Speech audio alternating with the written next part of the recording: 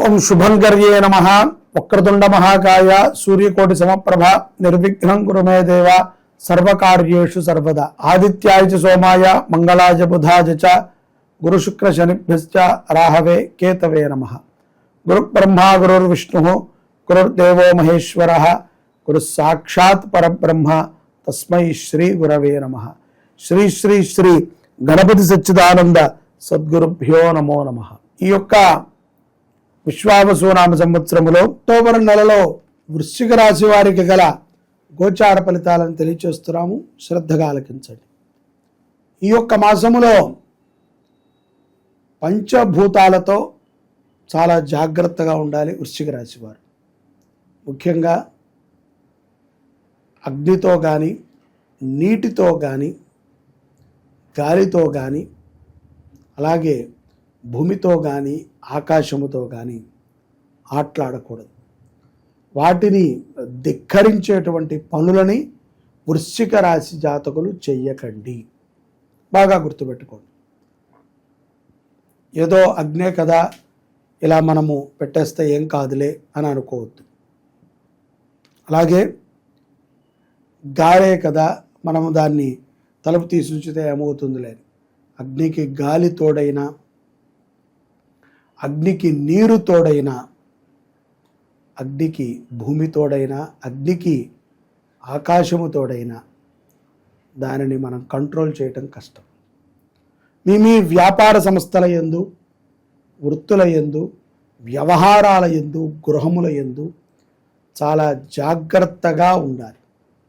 దీపారాధన పెట్టేటప్పుడు కానీ, లేకపోతే ఏదైనా మీరు హోమం చేసేటప్పుడు కానీ అగ్నితోనే కొంత ప్రమాదం. గట్టిగా నీళ్ళు వచ్చాయండి అంటే తోడేసుకోవచ్చు, పర్వాలేదు. బూడిద అయిపోతే దొరకదు, నీళ్లు పడితే ఆరుతుంది. అలాగే గాలికి కొట్టుకుపోయిందండి అంటే తెచ్చుకోవచ్చు. చాలా జాగ్రత్తగా ఉండాలి. అగ్నితో మీ కార్యాలయాల యందు, వాహనాలు నడిపేటప్పుడు కానీ ఏదో ఒక రకంగా అగ్ని దర్శనము వృశ్చిక రాశి వారికి ఎక్కువగా జరుగుతుంది అక్టోబర్ మాసంలో. తద్వారా జాగ్రత్త. అలాగే ఆరోగ్య విషయంలో కూడా సివియర్ సమస్యలు ఏమీ ఉండవు, కానీ మానసికముగా ఎక్కువగా తీసుకుంటారు. పర్సనల్గా తీసేసుకుని దాని మీద ఎక్కువ మీరు శ్రద్ధను పెడతారు. శరీరానికి సదా ఏదో ఒక వ్యాయామం ఉండాలి. అలాగే ఎప్పటికప్పుడు ఇది కూడా ఒక మిషన్ లాంటిదే కాబట్టి దీనిని మనము సర్వీస్ చేసుకుంటూ ఉండటము, శుభ్రపరుచుకుంటూ ఉండటము, ఎప్పటికప్పుడు వైద్యుల యొక్క పరిరక్షణలో శరీరం ఉండాలి. ఎంత జాతకము చెప్పినా, ఎంత మహానుభావుడు వచ్చి నీ నెత్తి మీద చేయి వేసి చెప్పినా చివరికి ఏదో ఒక కోణములో వైద్యుణ్ణి నువ్వు సంప్రదించాల్సింది. సిద్ధాంతిని నువ్వు సంపాదించకపోవచ్చేమో, కానీ లాయర్తో నీకు జీవితంలో పని లేకపోవచ్చు, కానీ వైద్యుడితో జీవితంలో ఎప్పటికైనా ఒకసారి పని అయితే పడుతుంది. ఒకసారి పడితే పర్లేదు, నెలకి ఒకసారి పడితేనే ప్రమాదం. కాబట్టి వైద్యులని సంప్రదించి తగు జాగ్రత్త పడండి ఆరోగ్య విషయంలో. అలాగే ఉద్యోగ విషయంలో కూడా ఏదో ఒక సంసిగ్ధతలో ఉంటారు. ఉద్యోగంలో ఉన్నటువంటి మిత్రులతో కలిసి వ్యాపారం చేద్దామా, లేకపోతే ఉద్యోగంలో ఉన్నటువంటి తోటి వారితో కలిసి మనమే ఈ యొక్క ఉద్యోగాన్ని అందరం కలిసి మానేసి ఇంకొక దగ్గరికి, ఇంకో కంపెనీకి వెళదామా. ఇప్పుడు ఎటువంటి ఆలోచనలని చేయకండి.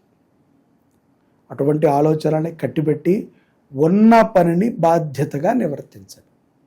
ఏమాత్రము మారినా దొరకకపోవచ్చు, ఖాళీగా ఉండొచ్చు. దొరికే అవకాశాలు పుష్కలంగా ఉన్నాయండి అన్న క్షణంలో మార్పు జరగచ్చు. ఇక్కడ ఆల్రెడీ అవమానాలు, ఆనందాలు అలవాటైనవి. కొత్త దగ్గరికి వెళ్ళినప్పుడు అది మీకు అలవాటు అవ్వటానికి చాలా సమయం పడుతుంది. ఈ అక్టోబర్ మాసంలో స్త్రీలకి కూడా కొన్ని సూచనలు ఉన్నాయి. మీరు ముఖ్యంగా ఎవరికి ఉచిత సలహాని ఇవ్వకండి. ఎవరైనా వచ్చి మిమ్మల్ని అడిగితే మీకు అది వాళ్ళు చెబితే వింటారు అనుకుంటే అప్పుడు చెప్పండి. అంతే తప్ప ఏదో తెలిసిన వాళ్ళు కదండి చిట్టాబట్టా మాటలు ఏదో అలా ఫోన్లు చేసి మాట్లాడుకుంటూ వాళ్ళ గురించి వీళ్ళ గురించి చెప్పారని చెప్పి అంటించద్దు. అంటిస్తే అది మహాప్రమాదం అవుతుంది. ఆ నిప్పులో తిరిగి తిరిగి తిరిగి తిరిగి ఆ నిప్పు నీ దాకా వస్తుంది. నీకు అంటుకున్నప్పుడు నువ్వు లబోదిబోమంటావు.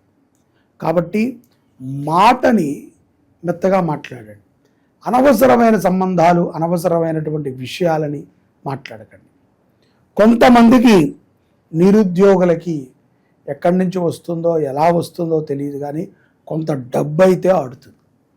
వృశ్చిక రాశి జాతకులకి సంతాన యోగములు కూడా ఈ మాసంలో ద్వితీయార్థం అంటే అక్టోబర్ 15వ తారీఖు తర్వాత గోచరిస్తున్నాయి. వివాహములోకి శుభకార్యాలకి హాజరవుతారు. ప్రమాదముల నుంచి ఇట్టే బయటపడతారు. హనుమంతుడిని ఎక్కువగా స్మరిస్తూ ఉండండి. హనుమత్ ధ్యానము, హనుమత్ దర్శనము, హనుమత్ పూజ ఎంతో శుభ ఫలితాలని వృశ్చిక రాశి వారికి ఇస్తుంది. హనుమంతుల వారికి ప్రీతి ధర్మము అంటే. కాబట్టే కదండి రామచంద్రమూర్తిని పట్టుకున్నారు, ధర్మ ప్రభువు కాబట్టి. ఆయనకి ఏదంటే ఇష్టం? ధర్మం అంటే ఇష్టం. ధర్మాన్ని నడిపించేటువంటి వాడు రాముడు కాబట్టి రాముడు అంటే ఇష్టం. కాబట్టి ధర్మాన్ని మనము కూడా ఆచరణ చేయాలి. హనుమంతుడికి పూజ చేస్తాను, అందరినీ తిడతాను, అన్ని విషయాల్లో వేలు పెడతాను అంటే కుదరదు. హనుమంతుడిని పూజ చేస్తూ మనలో మనము చేసినటువంటి తప్పిదాలను స్మరణ చేసుకుంటూ అపరాధాన్ని మన్నించమని కోరుతూ, ఏదో పుత్రవాత్సల్యంతో చేశాను నాయన, తెలియక నన్ను క్షమించు అని స్వామిని ప్రార్థిస్తూ మన జీవితంలో మనం ఒక అడుగు ముందుకు వెళ్ళాలి. హనుమంతుల వారి యొక్క అష్టోత్తరాన్ని ప్రతి మంగళవారము శనివారము వృశ్చిక రాశి జాతకులు చదవండి. ముఖ్యంగా ఏ ఉద్యోగము లేకుండా ఖాళీగా ఉన్నటువంటి వృశ్చిక రాశి జాతకులు ఏదో ఒక ధార్మికమైనటువంటి సేవని చెయ్యండి. ఉద్యోగం దొరికేంత వరకు ప్రతి నిత్యము ఒక సేవ అని పెట్టుకుని చేయండి. సేవ చేయటం ద్వారా మరింత అభివృద్ధి చెందుతారు. ఆధ్యాత్మికంగా కూడా మీలో ఎంతో పరిపక్వత ఏర్పడుతుంది. అనవసరమైన విషయాలలో దొరకండి. మీకు సంబంధం లేనటువంటి వ్యక్తులకి మధ్యవర్తిత్వం ఉండి నష్టపోకండి. స్త్రీల విషయాలలో జాగ్రత్త పడండి. పంచభూతాలని పూజించండి, ఆరాధించండి, గౌరవించండి. అభద్రతా భావంలోకి వెళ్ళి అనారోగ్య సమస్యలని పెంచుకోవద్దు.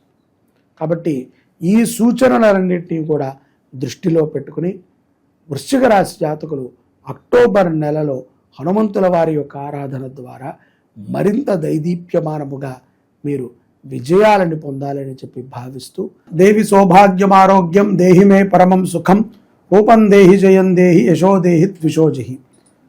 ఈ యొక్క 2025వ సంవత్సరము సెప్టెంబర్ 22 నుంచి అక్టోబర్ 2 వరకు దేవీ నవరాత్రుల్ని మనం శరన్నవరాత్రుల్ని ఆచరణ చేసుకుంటున్నాం.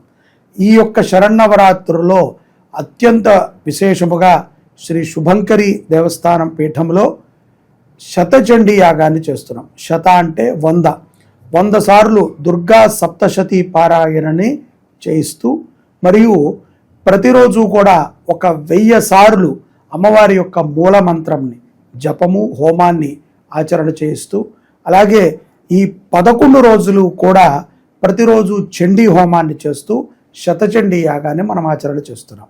ఇది చాలా విశేషమైనటువంటి యజ్ఞం. ఎందుకంటే అమ్మవారి శ్లోకంలో చెప్పినట్టుగా విధానంగానే దేవి అమ్మవారి యొక్క అనుగ్రహం మన మీద ఉంటే సకల సౌభాగ్యాలు, సకల విద్యలు, సకల లక్ష్మీ కటాక్షములు మనకి ప్రాప్తి చెందుతాయి. మనకి ఉన్నటువంటి అంతఃశత్రువులు, బాహ్య శత్రువులు కూడా ఈ యొక్క యజ్ఞము ద్వారా నివృత్తి అవుతారు. రాజకీయ పరంగా కానీ, న్యాయ వ్యవస్థతో పోరాటము కానీ, లేకపోతే భూ సంబంధిత విషయాలలో ఇరుక్కున్నా కానీ, లేకపోతే కుటుంబ కలహాల నుంచి కానీ, అలాగే వ్యాపారములో కానీ ఉద్యోగములో కానీ ఉన్నటువంటి చికాకులని మనము తొలగించుకోవాలి అంటే కనుక ఏకైక బ్రహ్మాస్త్రము ఏమిట్రా అంటే చండీ యాగం. అందుకనే అన్నారు కలో చండీ వినాయకం. కలియుగములో చండీ అమ్మవారిని ఆరాధన చేసిన, గణపతిని ఆరాధన చేసిన ఇట్టే మనం అనుకున్నటువంటి కార్యాలన్నిటినీ కూడా మనము కలిగించుకోగలుగుతాం. ఇది ఒక సులభతరమైనటువంటి అవకాశం మానవులకి. ఎందుకంటే సామూహికంగా ఈ యాగం జరుగుతోంది. మీరు కూడా ఈ యొక్క యాగంలో పాలు పంచుకుని అమ్మవారి యొక్క అనుగ్రహాన్ని పొందండి. ఇతర వివరాలకి కింద కనబడుతున్నటువంటి నెంబర్ని సంప్రదించి మీ యొక్క గోత్రనామాలని నమోదు చేసుకుని అమ్మవారి అనుగ్రహం పొందండి. అమ్మ దయ ఉంటే అన్నీ ఉన్నట్టే. జై శుభంకరి.